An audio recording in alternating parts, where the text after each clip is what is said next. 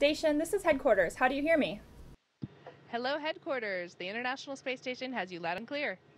Awesome. Well, this is such a pleasure. My name is Cheryl Warner in the Office of Communications. However, today I'm calling you on behalf of the Internet.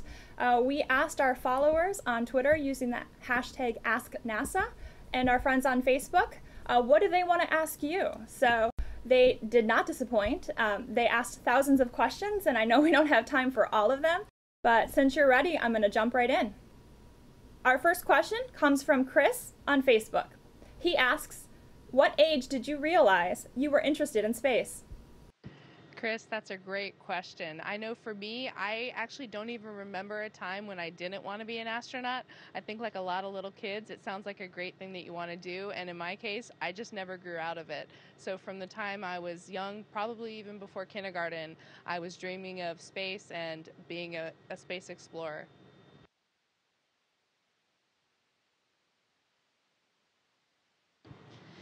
And the answer is actually pretty similar for me. My mom tells me that I was 5 years old when I started saying I wanted to be an astronaut. And my first memory of it was in the first grade, and our teacher asked us to draw a picture of what we wanted to be when we grew up. And I drew a picture of an astronaut in a spacesuit on the surface of the moon next to the flag, kind of that iconic image that people have. And just like Christina, I never stopped saying it my whole life either. Well, our next question comes from Mary on Twitter. She wants to know, and maybe Jessica, you can answer this since you just got on station, does the air feel or smell different when you're moving from the Soyuz spacecraft to the International Space Station? You know, there's this smell that we call the smell of space, which is really just more of the smell of the metals and their interaction with the space environment. So all the metals of the spacecraft and the space station, and especially those involved with the docking compartments. So I think it was actually a pretty similar smell with the Soyuz coming on station. And then just the other day, Christina captured the HTV cargo vehicle. So it was again that same similar kind of smell that we had. I think, though, also I was so overwhelmed just with everything that was going on from that whole flight and my arrival into weightlessness and the transition into the space station. Usually my nose is very sensitive and I'm always thinking about smells, but in that first moment I actually wasn't thinking about it that much. Just docking and then coming on the space station for the first time was an absolutely incredible experience. Thank you. So Gary from Facebook asks, does the moon look farther away from the International Space Station than it does from Earth? You know, we are not that much closer to the moon than you all are on the surface of the Earth when you think about the relative distances. But the difference is that we aren't looking through the Earth's atmosphere when we look at the moon. So the size looks about the same, but the clarity is really enhanced here. And because of that, sometimes it feels like it's closer. It definitely makes me think about the Artemis mission and looking forward to going back to the moon in 2024. Well, Manish from Twitter asks a great question to follow up about the Artemis program. If you had the opportunity to go to the moon, what would you be most interested in seeing or doing? I would love the opportunity to go back to the moon. I think that's something that everybody in our office has been thinking about as we start planning and moving toward these Artemis missions.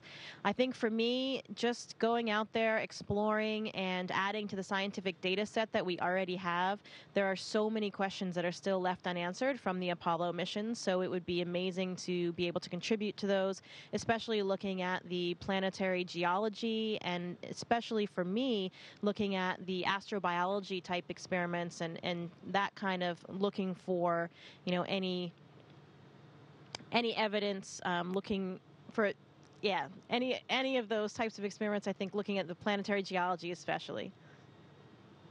Awesome. So Peter from Facebook asks, which aspect of the research that you're doing aboard station today excites you most and why?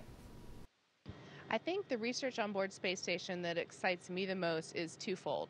One is the research that we're doing that's going to inform our future exploration deeper into space, going back to the moon and eventually on to Mars. We're studying the long-duration effects of spaceflight on humans and on the life support systems that are required to support our life working and living in space. And secondly, the type of research is that goes back to benefit life on Earth. And one of the most exciting ones of that type for me is that of pharmaceuticals. In microgravity, we have the opportunity to grow crystals that may eventually be used to make better medicines for some very, very important diseases on Earth. And all that is enabled by the microgravity research lab that we have around us in the International Space Station. Sounds exciting. So Jean from Facebook asks, what's your advice for young girls interested in space, in science, and NASA? Well, I think the advice that I often give most young people is really to make sure that you identify what it is you're passionate about. You know, that sounds kind of trite. We say it all the time, but it really is true. I really don't think that you can really excel at something and, more importantly, be happy doing it if it's not something that you're really passionate about. Of course, it also takes a lot of hard work, and there's some luck involved too. I know for both Christina and I, we could have never imagined that our childhood dream would come true and the two of us would be here together doing this event and talking to everybody else. So I think it is proof that dreams really can come true if you can identify that passion and then, of course, really work hard toward it and have things line up correctly. Well, I think we only have time for one more question, so let's make it a fun one. Clayton from Facebook asks, how often do you take a break to stop and admire the view? Well, we do have very long work days, 12-hour days from start to finish. Those are days that consist mostly of doing science and doing maintenance and upgrades on the space station systems. So when we do catch a break in between those activities, we may go to what I call the bay window of the space station, or what we call the cupola module. And basically it's a series of 7 windows that look down on Earth, and they are amazing. After work, we also can enjoy the cupola, and on particularly exciting passes, like when we're going over a site on the Earth that everyone's interested in, either because of a weather phenomenon or it's a place that we all know and love from home, you can often find all 6, or in this case 9, astronauts packed into the cupola to take a peek. Well, Jessica and Christina, thank you so much for taking time to answer our questions today. We look forward to seeing you back on Earth. Thank you. It's our pleasure to be with you today, and thanks for all the great questions from Ask NASA.